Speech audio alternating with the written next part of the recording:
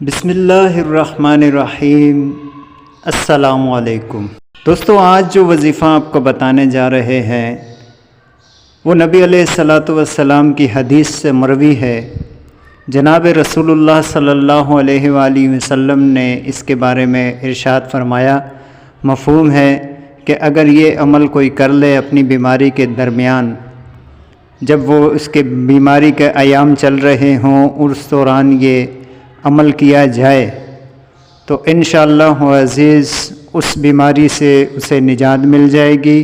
اگر اس کی موت اس بیماری سے لکھی ہے، ظاہر ہے کہ موت کو کوئی ٹال نہیں سکتا، اگر اس بیماری میں اس کی موت واقع ہو جاتی ہے تو وہ شہید کا رتبہ پائے گا۔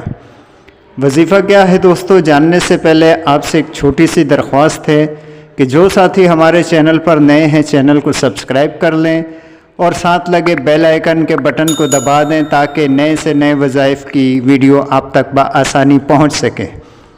تو دوستو چلیے ویڈیو کو شروع کرتے ہیں۔ آپ کو بتانا یہ ہے کہ آپ کوئی بھی مریض ہو، اللہ نہ کرے خدا نخواستہ آپ پر کوئی بھی بیماری آتی ہے، اس بیماری کے درمیان آپ نے 41 بار یہ آیت شریفہ پڑھنی ہے، جسے آیت کریمہ بھی کہتے ہیں۔ وہ آیت کیا ہے دوستو؟ لا الہ الا انت سبحانک انی کنت من الظالمین۔ اس آیت مبارکہ کو آپ نے 41 بار پڑھنا ہے۔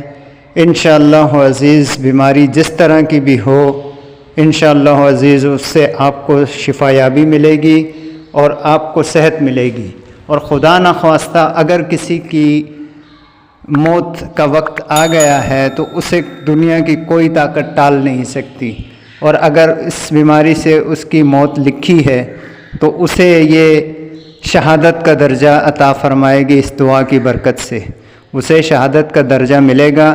یہ دوستو میں نہیں کہہ رہا، جناب رسول اللہ صلی اللہ علیہ وآلہ وسلم کا فرمان ہے۔